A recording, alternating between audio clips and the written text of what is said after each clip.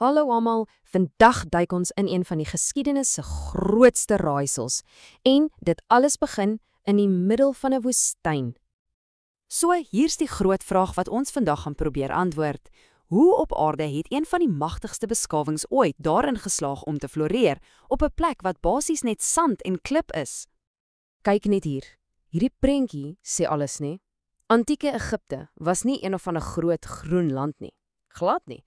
Dit was letterlik net 'n dun, lewende streepie, vasgedruk tussen hierdie massiewe, ongenaakbare woestyne. Dit lyk mos onmoontlik. Goed, so, om hierdie raaisel op te breek, moet ons eers vinnig verstaan wat ons bedoel met 'n beskawing. Want wat maak 'n klomp mense in die woestyn nou eintlik 'n regte, ware beskawing? Wel, eenvoudig gestel, 'n beskawing is wanneer mense begin saamwerk, hulle organiseer hulle self, hulle ontwikkel verskillende soorte werk. Jy weet, party mense boer, ander bou, ander is skrifgeleerdes. Die punt is, hulle werk saam en bou iets wat baie groter is as wat een persoon ooit op hul eie kan regkry. En dis presies wat in Egipte gebeur het. En dit bring ons by die antwoord. Die oplossing vir daai groot raaisel van hoe lewe in die woestyn selfs moontlik was. En die held van ons storie? Dis nie 'n koning of 'n god nie, dis 'n rivier, die Nyl. Jep, die antwoord was 'n rivier. So eenvoudig soos dit.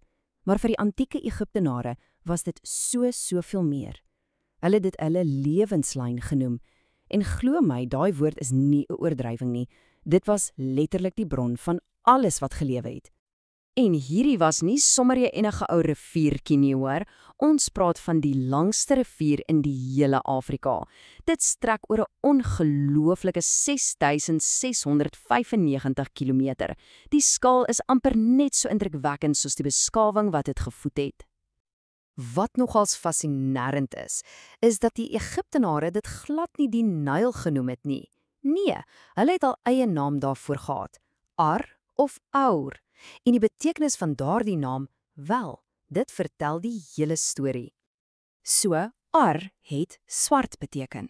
Nie omdat die water self donker was nie, maar as gevolg van die ongelooflike geskenk wat die rivier elke liewe jaar gebring het. 'n Dik, ryk laag donker swart supervrugbare modder, of sluk soos ons dit noem, wat die land bedek het na die jaarlikse vloed. En daardie swart modder, dit was die sleutel. Dit was die heel eerste en miskien die belangrikste van die rivier se vele geskenke.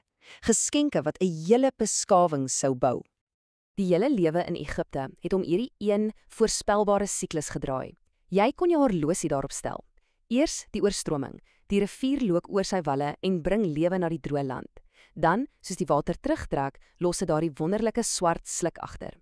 Dis dan wanneer die boere ingespring het, hulle gewasse in hierdie perfekte grond geplant het en die resultaat, 'n oes wat so oorvloedig was, dit kon die hele nasie voed. Dit was 'n betroubare, lewegewende ritme, jaar in en jaar uit. En kyk net na die verskeidenheid wat hierdie siklus moontlik gemaak het. Dit was nie net een soort kos nie. Hulle het graan soos koring en gars gekweek, jy weet, vir brood en bier. Hulle het vee soos beeste en bokke aangehou wat in die weivelde kon wei. En natuurlik vis en voëls direk uit die rivier self. Hierdie diverse, stabiele voedselbron was die absolute fundament van hulle hele samelewing. Maar die Nyl se geskenke het nie by kos gestop nie. Dit het ook veiligheid beteken. Dink daaroor, aan die ooste en weste het jy die enorme Sahara-woestyn gehad, 'n natuurlike muur wat dit vir enige leer amper onmoontlik gemaak het om aan te val. En in die suide, wel daar was gevaarlike stroomversnellings in die rivier, hulle noem dit katarakte, wat 'n inval per boot 'n nagmerrie gemaak het. Egipte was, danksy die rivier en die woestyn, 'n natuurlike vesting. So die kontras is eintlik soekend as jy daaraan dink. Met die Nyl het jy oorvloedige kos, vars water, vrugbare grond en veiligheid gehad. Al die boustene vir 'n florerende beskawing. Sonder die Nyl, niks, net hongersnood, 'n droë woestyn en 'n daaglikse stryd om te oorleef. Die rivier was letterlik die verskil tussen lewe en dood. Maar hier's die ding. Die Egiptenare het nie net teruggesit en gewag vir die geskenke nie. O nee, hulle was meesters van innovasie. Hulle het ongelooflik slim maniere uitgewerk om met die rivier en sy vloed saam te werk.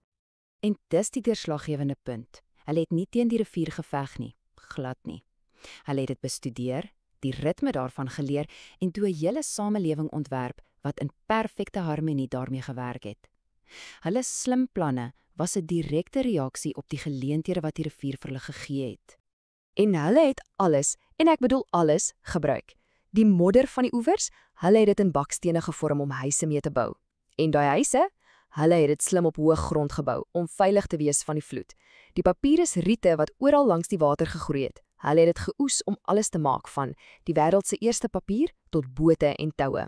En die rivier self, dit was hulle hoofweg, hulle N1, die vinnigste, maklikste manier om mense, goedere en ja, selfs daai massiewe klippe vir die piramides te vervoer. Hierdie is een van my gunsteling voorbeelde van hoe slim hulle was, die Shadoof. Dit lyk dalk eenvoudig, maar dit was 'n reuse tegnologiese deurbraak.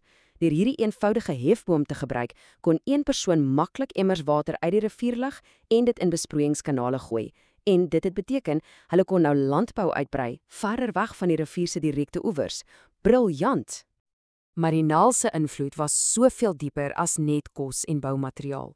Dit het reguit in die hart van hulle kultuur, hulle geloof en hulle hele siening van die wêreld ingevloei. Die diere van die rivier byvoorbeeld het 'n sentrale rol in hulle godsdiens gespeel. Die kragtige, gevaarlike krokodille is vereer as heilig vir die god Sobek. En katte, wat so belangrik was om die graanstore teen muise en rotte te beskerm, is gesien as heilig vir die godin Bastet. Hulle was so belangrik dat hulle dikwels met dieselfde sorg as mense gemummifiseer is. Kan jy dit glo? So, as ons alles saamvat, kom dit hierop neer. Sonder die Nyl, geen farao's, geen piramides, geen antieke Egipte nie. Punt. Die rivier was nie net in Egipte nie. Die rivier was Egipte. Dit was die kern van hulle bestaan. En dit los ons met een laaste, interessante vraag. As die Nyl die onmisbare hart van antieke Egipte was, wat sou ons sê is die lewenslyn van ons moderne wêreld vandag? Is dit 'n natuurlike hulpbron soos olie? Is dit die internet? Dis definitief iets om oor te dink. Dankie dat julle saam met my hierdie storie verken het.